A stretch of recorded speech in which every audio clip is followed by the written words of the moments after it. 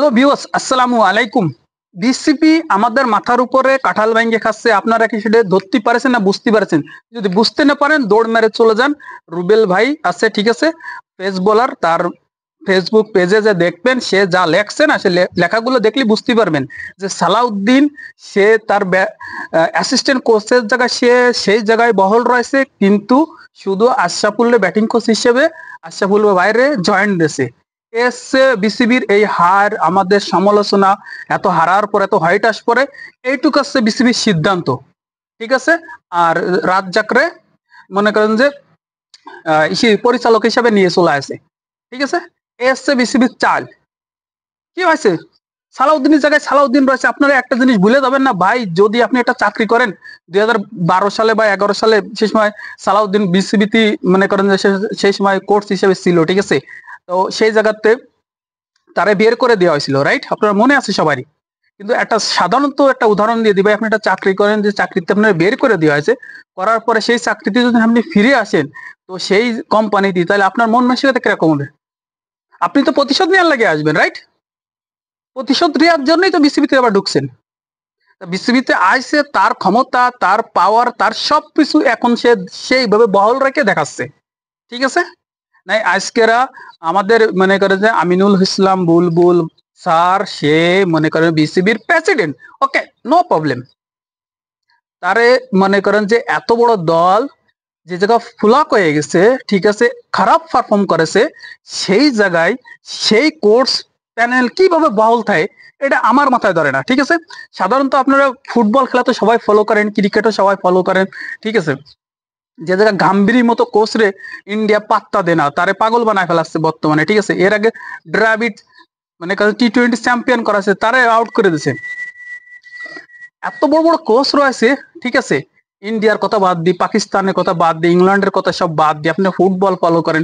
ফুটবলে বাই ম্যানেজারকে তাদের চাকরি আছে এক মৌসুম, এক মৌসুমের মধ্যে ভালো কোনো রেজাল্ট দিতে পারলে ভালো কথা, নাই মৌসুমে মাঝখানেও তাকে রিজাইন মারি দেওয়া লাগে, নাই তাদের টার্মিশন করে দেওয়া হয়।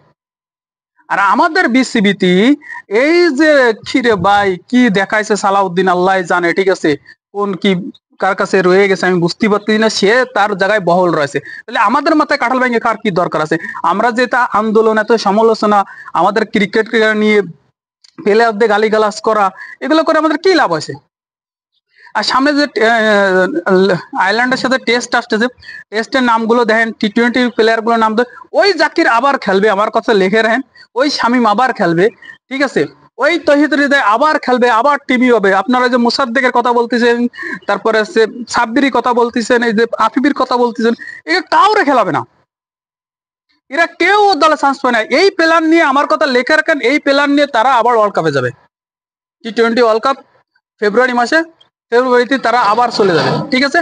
আবার যাই এইভাবে ব্লক করবে, আবার আসবে, একজনের গলা কেটে দেবে, একজনের নাম ধরবে, ঠিক আছে। এই ইনার মতো, ইনামুল হকের ভিতর, বা ওই নাইম ইসলামের মতো, ঠিক আছে, নাইম শেখের মতো, যে কোনো একটা সামনে খাড়া করে দেবে। তখন দেব চৌধুরী আর আছে কি আর একজন সাংবাদিকের নামটা ভুলে গেলাম, এরা এই যে সমালোচনা করবে, সমালোচনা একটু লাফালাফি করলো, এদের শামীম ভাই আছে, ঠিক আছে, এরা একটু সমালোচনা করবে, করার পরে বিসিবির কোনো কিছু যায় আসে না ভাই, দিন শেষে তারা একটু চুপচাপ করে থাকবে, থাকার পর আবার যে ক্রিকেটার আসবে তখন আবার তাদের মতো তারাই চলবে, ঠিক আছে। এটা আছে তাদের আছে ব্রেন্টের মধ্যে মাইন্ড। আমার কথাটা কি আপনারা বুঝতে পারছেন? এইগুলো চালাচ্ছে বিসিবির মধ্যে দিয়ে সবাই আছে ষড়যন্ত্র। বাংলাদেশের ক্রিকেটের উন্নতি বা উন্নয়ন কেউ চায় না। তাদের পকেট গরম হওয়া লাগবে, তারা দিনে দিনে যাচ্ছে আসতেছে, মাসে টাকা নিচ্ছে, ব্যাস 8-9 লক্ষ টাকা, ব্যাস আমরা এনাফ। বাংলাদেশ ক্রিকেট 2003 সালেও যা ছিল, আমরা 3 সালেতে ক্রিকেট বা 4 সালেতে বুঝি, এখন 25 সালে এসে একই অবস্থা, কোনো সেন্স হয়নি। পলিটিক্স, তারপর স্বজন প্রীতি, তারপর হচ্ছে আপনার মনে করেন যে পছন্দের প্লেয়ার, কোচের পছন্দের প্লেয়ার, ঠিক আছে।